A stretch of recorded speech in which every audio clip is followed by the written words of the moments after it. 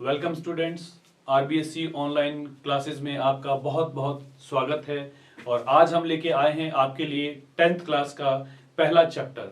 तो स्टूडेंट्स, आप जैसा कि आप जानते हैं, आपके 10th क्लास में दो बुक्स को रखा गया है, प्राइमरी रीडर और सेकेंडरी रीडर।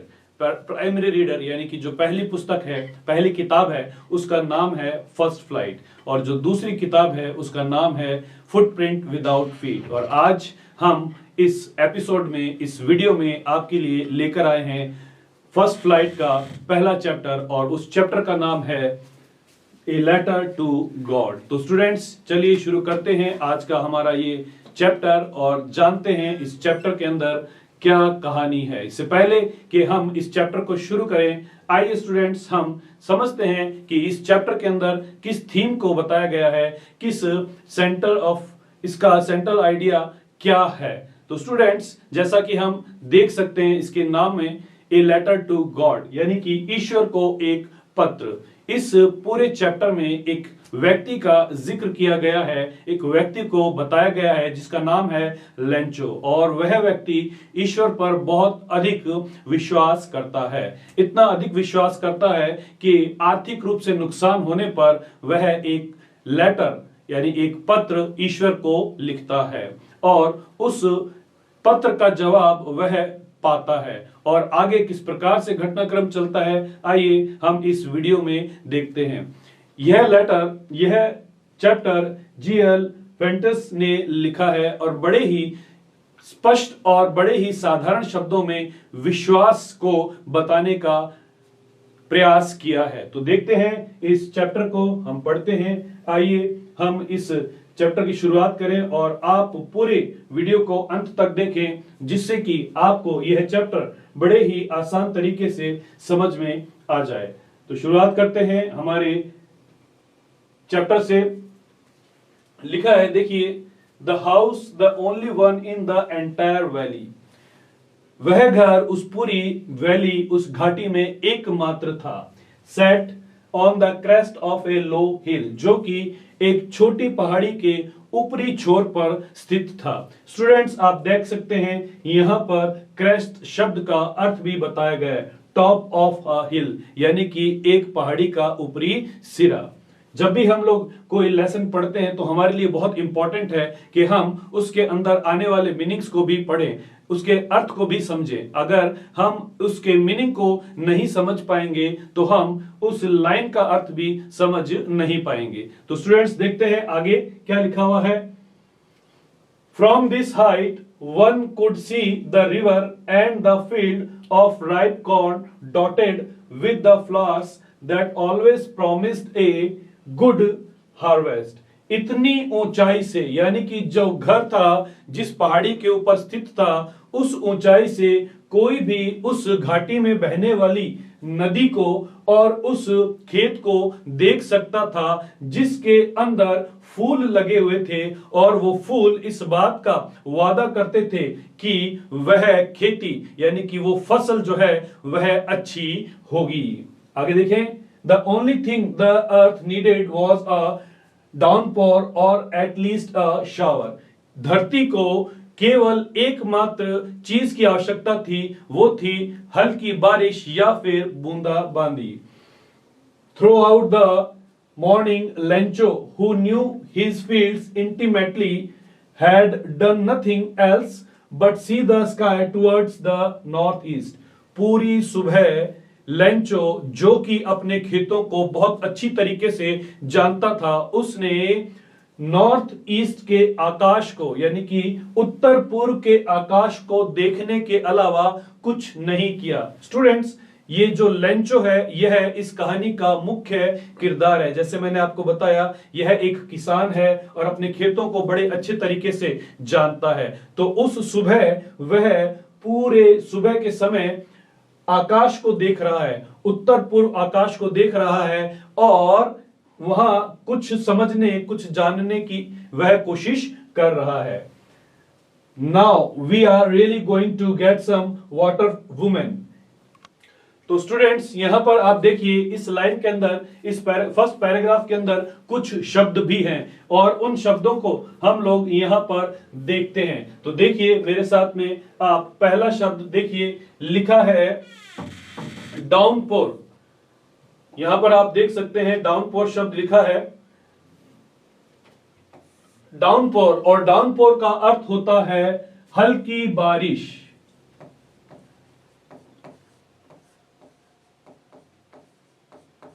आगे देखते हैं, लिखा है एटलीस्ट अ शावर।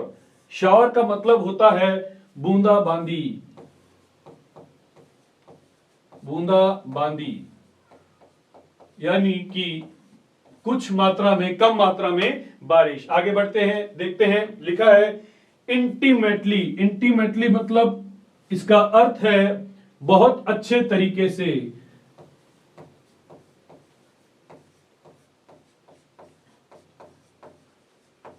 अच्छे तरीके से। लेंचो अपने खेतों को बहुत ही अच्छे तरीके से जानता था। आगे देखिए, now we are really going to get some water women. वह अपनी पत्नी से कह रहा है, लेंचो अपनी पत्नी से कहता है, औरत अब हमें वास्तव में कुछ पानी मिलने वाला है। यहां पर ये देखिए इन्वर्टेड कोमा में कहा गया है, इसका मतलब यह स्टेटमेंट एक व्यक्ति ने दी है। आगे देखें, the women who was preparing supper. वह औरत जो कि सपर यानी कि रात का भोजन तैयार कर रही थी। रात्रि का भोजन सपर कहलाता है। आगे देखेंगे क्या लिखा है, रिप्लाइड उत्तर दिया, उसने उत्तर दिया, उस औरत ने उत्तर दिया, यस गॉड विलिंग। हाँ, ईश्वर की इच्छा है। विलिंग का अर्थ होता है इच्छा। आगे देखिए, the older boys were working in the fields. बड़े लड़के खेतों में काम कर रहे थे। while the smaller ones were playing near the house until the woman called to them all। जबकि छोटे लड़के घर के आसपास खेल रहे थे तब तक, जब तक कि उस औरत ने उन्हें न बुलाया। कम फॉर डिनर, औरत क्या कहती है, खाना खाने के लिए आ जाइए, रात्रि के भोजन के लिए आ जाओ। इट वॉज ड्यूरिंग द मील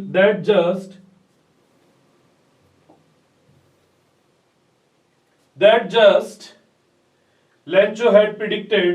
यह मील यानी कि भोजन, मील यानी कि भोजन की बात हो रही है, खाने की बात हो रही है।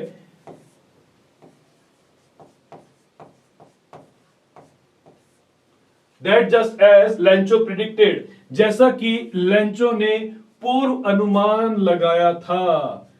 पूर्व अनुमान लगाया था। Big drops of rain began to fall. बड़ी बड़ी बारिश की बूंदें गिरने लगी। ड्रॉप्स मतलब बूंदें।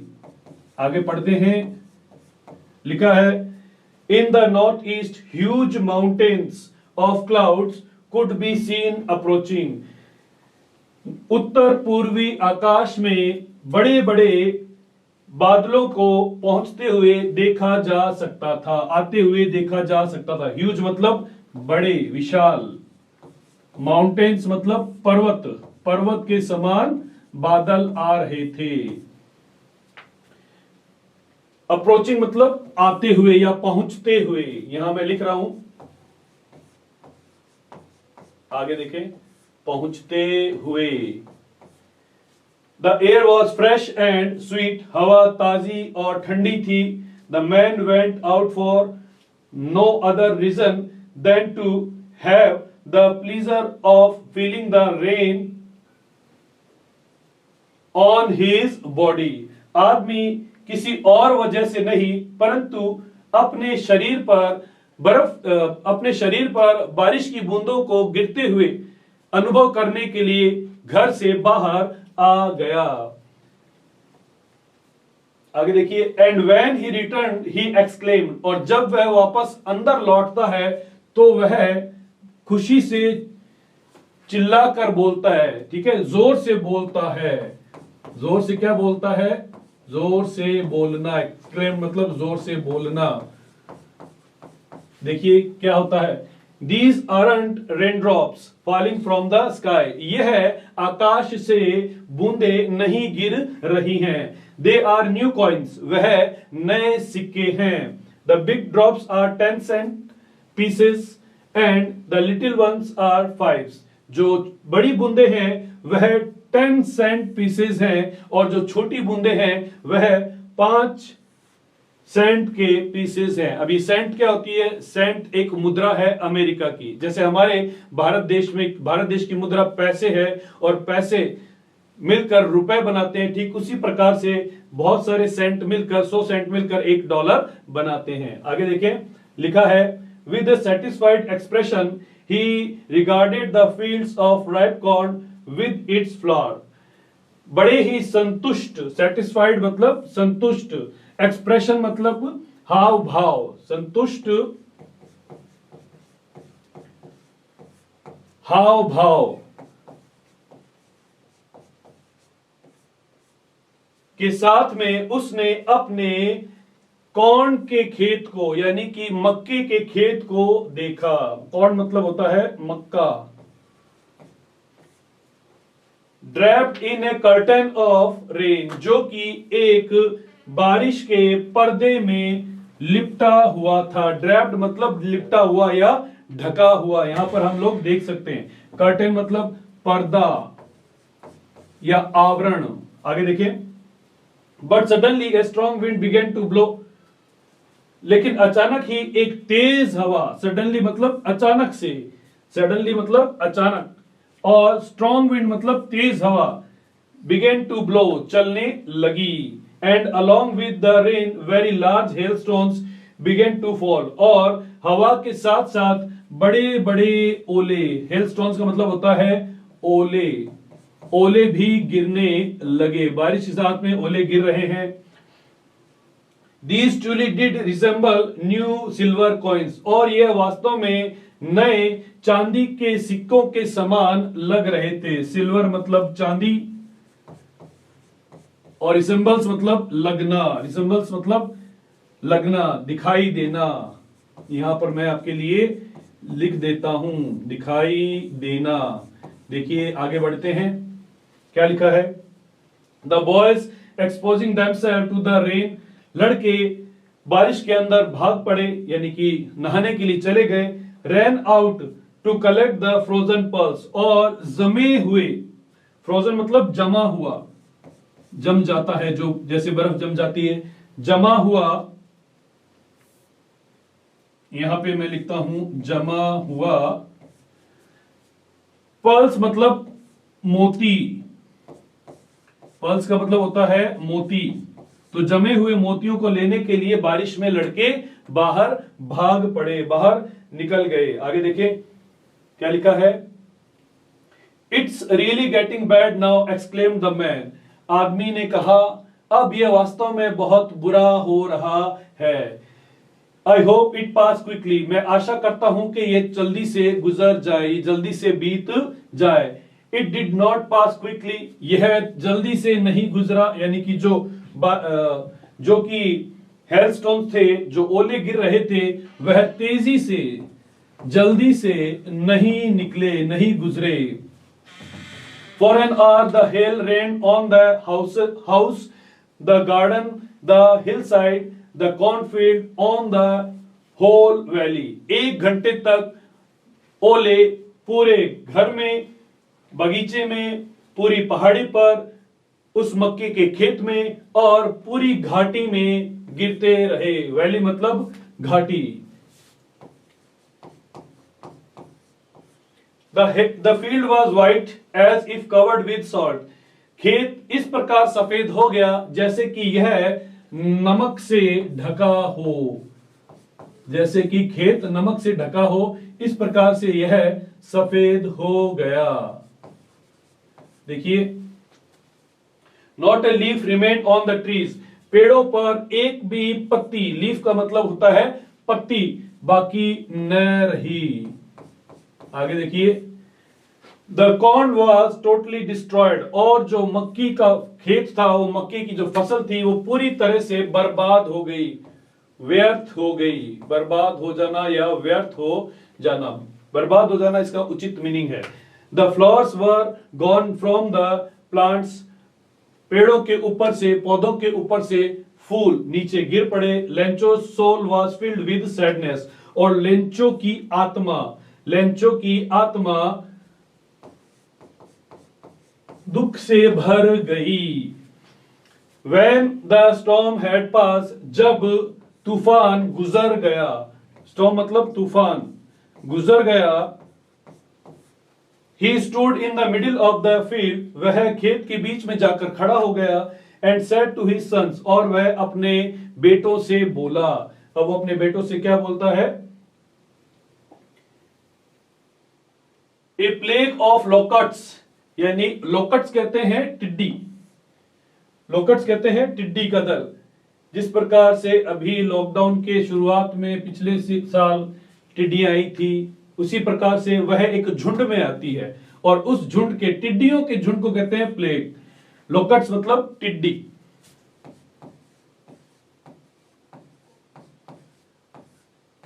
और यह है झुंड। आगे बढ़ते हैं।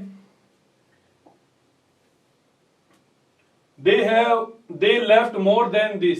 लेंचो अपने बेटों से कहता है कि टिड्डियों का जो झुंड है वह इससे अधिक छोड़ देता है। मतलब जब ओलावृष्टि हुई है, जब ओले गिर रहे हैं, तो कुछ भी बाकी नहीं रहा, सब कुछ तहस नहस हो गया, सब कुछ बर्बाद हो गया। The hail has left nothing. ओलावृष्टि ने कुछ भी नहीं छोड़ा, कुछ भी बाकी नहीं रखा है। This year we will have no corn. इस साल हमें कुछ भी अनाज नहीं मिलेगा। That night was a sorrowful one. वह रात बड़ी ही दुखी रात थी। All our work for nothing. हमारा सारा कार्य व्यर्थ हो गया। There's no one who can help us. कोई नहीं है जो हमारी मदद कर सके। We will all go hungry this year. इस साल हम सभी भूखे मरने वाले हैं। ये सारी बातचीत लेंचो और उसके परिवार वाले आपस में कर रहे हैं रात के समय, जब उन्हें इस बात का आभास हो गया कि पूरा खेत ओलों से ढक गया है और हमारी फसल जो है वो पूरी तरह से बर्बाद हो चुकी है। आगे बढ़ते हैं। देखिए यहां क्या लिखा है। But in the heart of all who lived in that solitary house in the middle of the valley, परंतु उस एकमात्र घर जो कि उस घाटी में था के एक व्यक्ति के दिल में there was a single hope, वहां एक उम्मीद बाकी थी। हेल्प फ्रॉम गॉड, ईश्वर से मदद की उम्मीद। Don't be so upset, Lencho अपने परिवार को कहता है इतने उदास मत हो। Even though this seems like a total loss, यहां जबकि यह एक पूरा बर्बादी नजर आती है। Remember no one dies of hunger, याद रखो कोई भी भूख से नहीं मरता है। डाइज मतलब मरना, एक क्रिया है ये, और इसको हिंदी में कहते हैं मरना। हंगर मतलब भूख। आगे देखें। That's what they say, ऐसा वे कहते हैं। No one dies of hunger, कोई भी भूख से नहीं मरता है। All through the night, Lencho thought only of his one hope. पूरी रात भर लेंचो एक मदद के बारे में सोचता रहा। The help of God, जो कि ईश्वर से मदद थी, यानी कि एकमात्र होप क्या थी लेंचो की, वो थी उसकी ईश्वर से मदद। Whose eyes as he had been instructed see everything, जिसकी आंखें, किसकी आंखें? ईश्वर की आंखें सभी चीजों को देखती रहती हैं, ऐसा लेंचो को बताया गया था। इंस्ट्रक्टेड मतलब निर्देश देना, निर्देश दिया मतलब बताया गया था, निर्देश दिया गया। आगे देखें। Even what is deep in one's conscience, यहां तक कि कोई चीज किसी के अंतर मन में ही क्यों ना हो।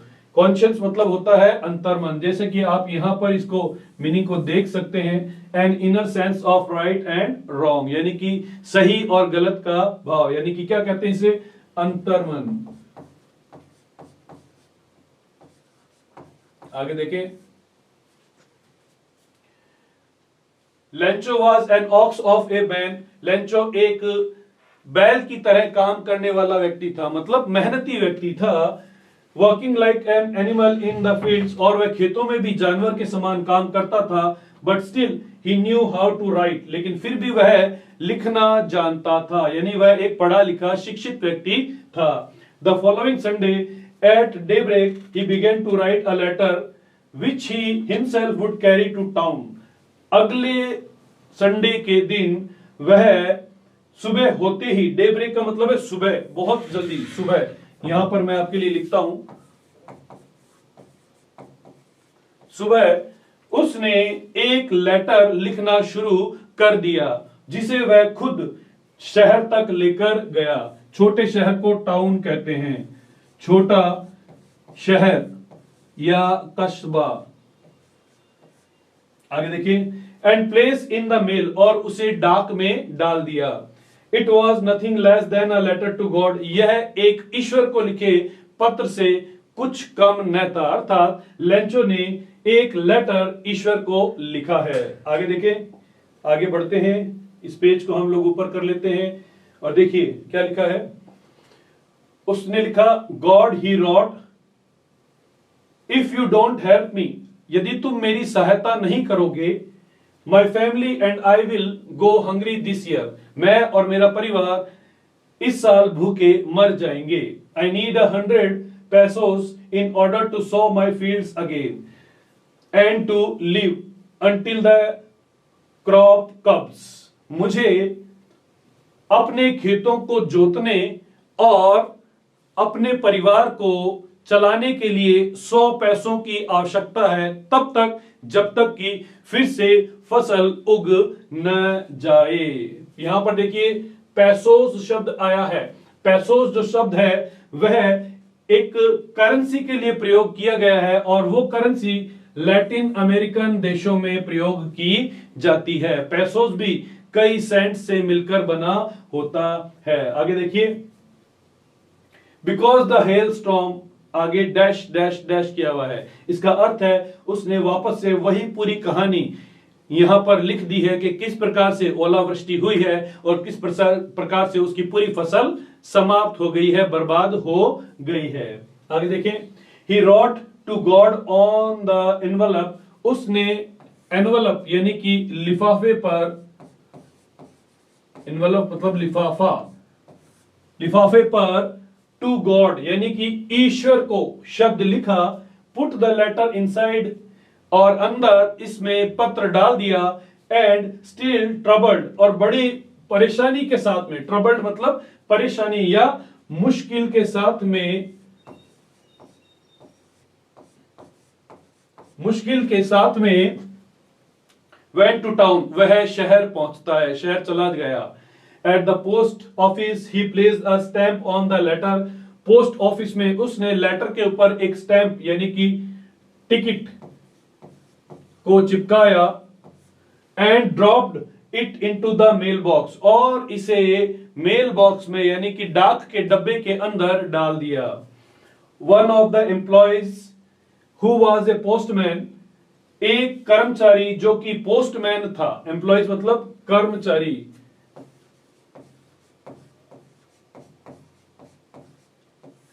जो कि पोस्टमैन था, and also help at the post office, और जो पोस्ट ऑफिस में दूसरे कार्यों में मदद किया करता था, went to his boss laughing heartily, जोर जोर से हंसता हुआ अपने बॉस के पास गया, अपने अधीक्षक के पास में गया, हार्टली मतलब जोर जोर से, and showed him the letter to God, और उसे लेटर टू गॉड दिखाया, मतलब वो पत्र दिखाया जो कि ईश्वर के लिए था। अभी तक इस कर्मचारी ने यानी पोस्टमैन ने वो लेटर खोला नहीं है, केवल लिफाफे के ऊपर लिखा हुआ है ईश्वर को पत्र, ठीक है। और इस एड्रेस को देखकर वह बड़ा ही हंसने लगता है और हंसते हुए अपने बॉस के पास जाता है और उसे ये लिफाफा दिखाता है। आगे देखो क्या लिखा है, हम देखते हैं यहां पर। Never in his career as a postman had he known that address. अपने पूरे कैरियर में, पोस्टमैन के एक कैरियर में उसने इस प्रकार का एड्रेस कभी नहीं देखा था। द पोस्टमास्टर, आगे देखिए पूरा पढ़ते हैं हम लोग। The postmaster A fat amiable fellow. Postmaster एक मोटा और एमिएबल यानी कि हंसमुख व्यक्ति था। मिलनसार या हंसमुख, मिलनसार, दोस्ताना, हंसमुख व्यक्ति के लिए एमिएबल शब्द का प्रयोग किया जाता है। वह एक मोटा और मिलनसार व्यक्ति था। आल्सो ब्रोक आउट लाफिंग, वह भी हंस पड़ा। ब्रोक आउट मतलब शुरू हो जाना, ठीक है, शुरू होना। अब यहां क्या शुरू किया इसने, हंसना शुरू कर दिया है। But almost immediately he turned serious, परंतु तुरंत वह गंभीर हो गया। वह तुरंत, कौन, उसका बॉस, और उसका बॉस कौन था, पोस्टमास्टर। पोस्टमैन का बॉस कौन होगा, पोस्टमास्टर होगा। वह पोस्टमास्टर तुरंत, इमीडिएटली मतलब तुरंत से गंभीर हो जाता है। सीरियस मतलब गंभीर हो जाता है। Tapping the later on his desk, और अपनी डेस्क पर, अपनी मेज पर पत्र को टैप करता है यानी ठोकता है, ठीक है, यानी पटकना, पटकने लगता है। कमेंटेड, वह टिप्पणी करता है, वह टिप्पणी, कमेंटेड मतलब टिप्पणी करना।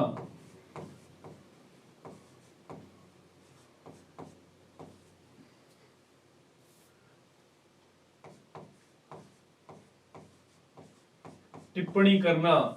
आगे देखिए,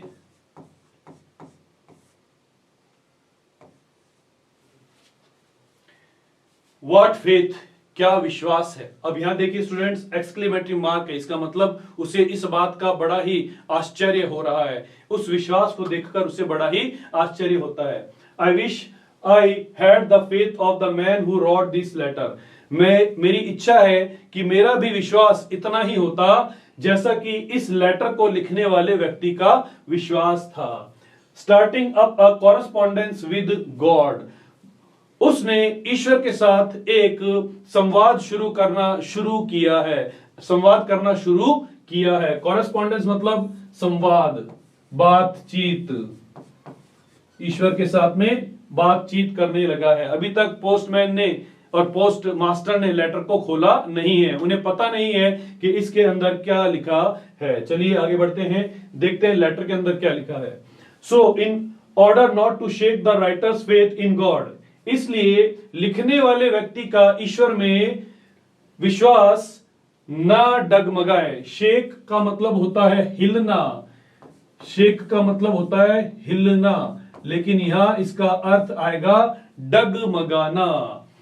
the postmaster came up with an idea, postmaster को एक आइडिया आता है। अब वो आइडिया क्या है, आंसर द लेटर, इस पत्र का जवाब दिया जाए, यानी इसका वापस से लेटर लेंचो को लिखा जाए। But when he opened it, लेकिन जब वो इसे खोलता है, इट वॉज एविडेंट, यह स्पष्ट हो जाता है। एविडेंट मतलब स्पष्ट, यह स्पष्ट हो जाता है that to answer it he needed something more than goodwill, ink and paper। जब वह उस लेटर को खोलता है तो यह स्पष्ट हो जाता है कि इस पत्र का जवाब अच्छी इच्छा, पेपर और इंक से कहीं अधिक वस्तुओं के द्वारा दिया जाएगा, यानी कि केवल अच्छी भावना से और इंक और पेपर से इसका जवाब नहीं दिया जा सकता है। इसका जवाब देने के लिए क्या चाहिए, हाँ स्टूडेंट्स, इसका जवाब देने के लिए क्या चाहिए था, 100 पैसों की, यानी कुछ पैसे चाहिए थे उसकी मदद करने के लिए। आगे देखें, but he stuck to his resolution, परंतु वह अपने रेजोल्यूशन, अपने संकल्प पर अडिग रहा, यानी संकल्प को थामे रहा। He asked for money from his employees, उसने अपने कर्मचारियों से पैसा मांगा। He himself gave part of his salary, उसने अपने वेतन का भी कुछ हिस्सा दिया। And several friends of his were obliged to give something for an act of charity, और उसके बहुत से दोस्तों ने, सेवरल मतलब बहुत से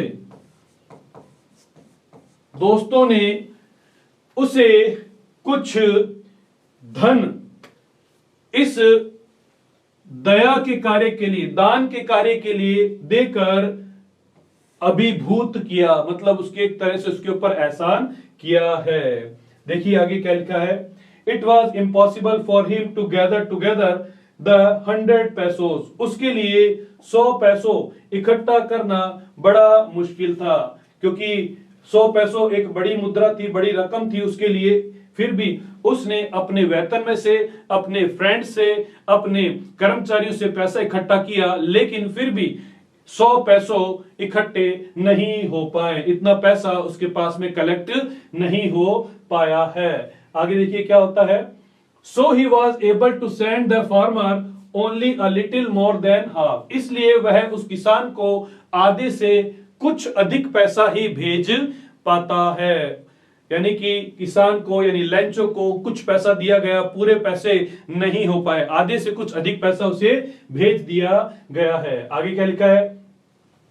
He put the money in an envelope, उसने पैसे को एक एनवेलप में रखा, यानी लिफाफे में रखा है। एड्रेस टू लेंचो, और उसके ऊपर लेंचो का एड्रेस कर दिया। And with it a letter containing only a single word as a signature God, और उसके साथ एक पत्र रखा गया जिसमें एकमात्र शब्द था। कंटेनिंग मतलब होता है लिए हुए, यानी कि उस पत्र के अंदर केवल एक शब्द था, एक शब्द को वह लिए हुए था, और वह शब्द था गॉड, यानी कि ईश्वर। यानी कि पोस्ट मास्टर जो है वह दिखाना चाहता था कि यह पत्र ईश्वर के द्वारा भेजा गया है, यह जो रकम है यह ईश्वर के द्वारा भेजी गई है। देखिए आगे बढ़ते हैं। आगे लिखा है। The following Sunday Lencho came a bit earlier than usual to ask if there was a letter for him. अगले संडे को, यानी ठीक 7 दिन बाद लेंचो वापस से पोस्ट ऑफिस पहुंचा है। अगले संडे को लेंचो थोड़ा जल्दी यह पूछने के लिए वहां आ गया है कि क्या उसका कोई लेटर आया है। देखिए अर्लियर मतलब जल्दी, बिट मतलब थोड़ा, बिट मतलब थोड़ा।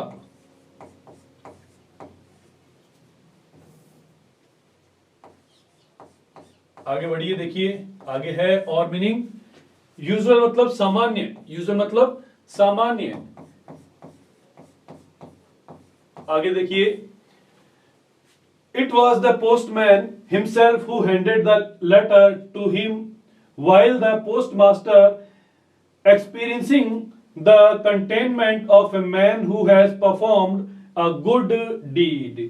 यह वही पोस्टमैन था जिसने उसे वह लेटर दिया, जबकि वह पोस्टमास्टर अपने चेहरे पर संतुष्टि का भाव लिए हुए था, जिसने यह अच्छा कार्य किया था। Look on from his office, वह अपने ऑफिस से ये पूरा घटनाक्रम देख रहा था। पोस्टमैन जो है लेंचो को लेटर दे रहा है, लेंचो वह लेटर ले रहा है, और दूर से पोस्टमास्टर अपने ऑफिस से इसे देख रहा है। और जब वो इसे देख रहा है तो उसके चेहरे के ऊपर बड़े ही संतुष्टि के भाव हैं। क्यों? क्योंकि उसने एक बहुत ही अच्छा कार्य किया है, उसने लेंचो की हेल्प की है। आगे क्या होता है देखिए। Lencho showed not the slightest surprise on seeing the money. पैसों को देखकर लेंचो को थोड़ा सा भी आश्चर्य नहीं होता है। स्लाइटेस्ट मतलब थोड़ा सा भी या हल्का सा भी, थोड़ा सा या हल्का सा। सरप्राइज मतलब आश्चर्य। आगे देखिए।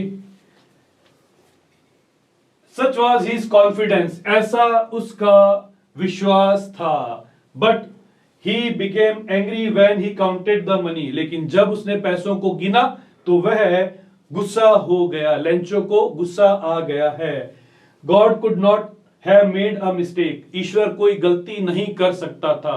अब ये कौन बोल रहा है, ये किसके मन में भाव है, यह लेंचो की फीलिंग्स को बताया जा रहा है। उसके अनुसार ईश्वर कुछ गलती नहीं कर सकता था। Nor could he have denied Lencho what he had requested, और ना ही जो लेंचो ने रिक्वेस्ट की है, जो आग्रह किया है, उसे वह नकार सकता था। डिनाइड मतलब नकारा, मना करना।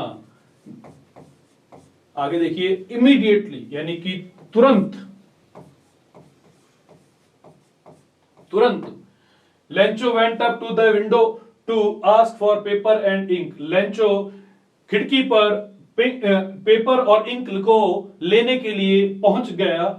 On the public writing table he started to write, और पब्लिक राइटिंग टेबल पर उसने लिखना शुरू कर दिया।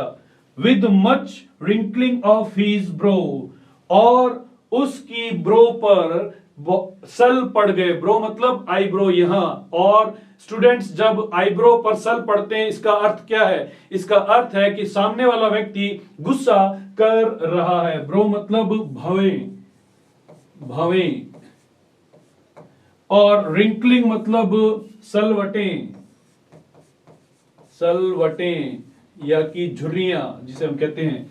आगे देखिए, cause by the effort he had to make to express his ideas, कारण, इस कारण से जिसकी वजह से वह अपने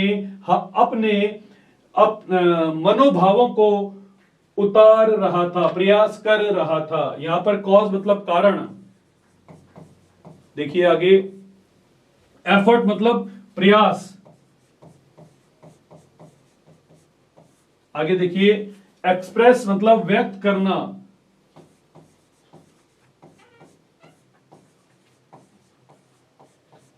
व्यक्त करना।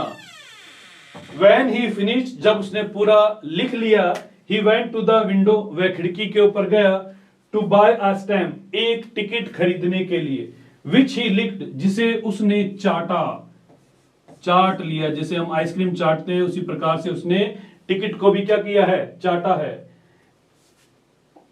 एंड देन अफिक्स्ड, और तब चिपका दिया, और एंड देन अफिक्स्ड, और तब उसने उसे चिपकाया है, यानी टिकट को उसने लिफाफे के ऊपर चिपका दिया है।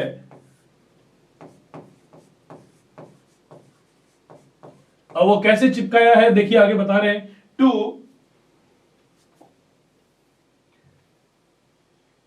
द एनवेलप, उस लिफाफे के ऊपर उसने चिपकाया। With the blow of his feast, अपने मुक्के के एक प्रहार से। फीस्ट मतलब होता है मुक्का, फीस्ट का मतलब मुक्का,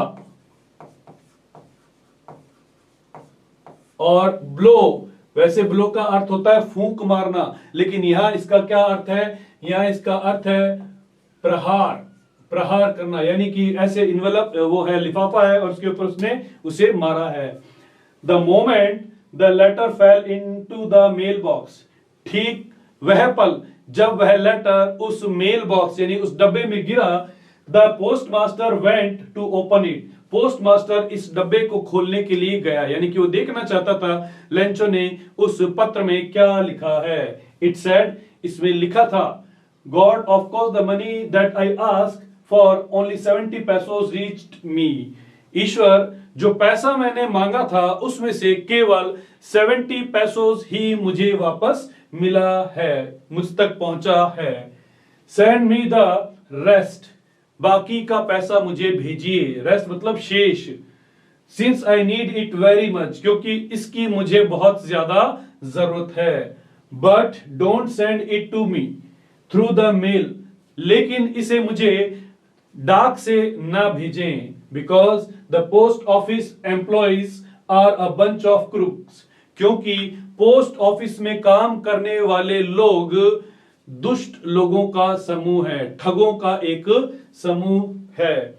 बंच मतलब होता है गुच्छा, लेकिन यहां इसका अर्थ है समूह,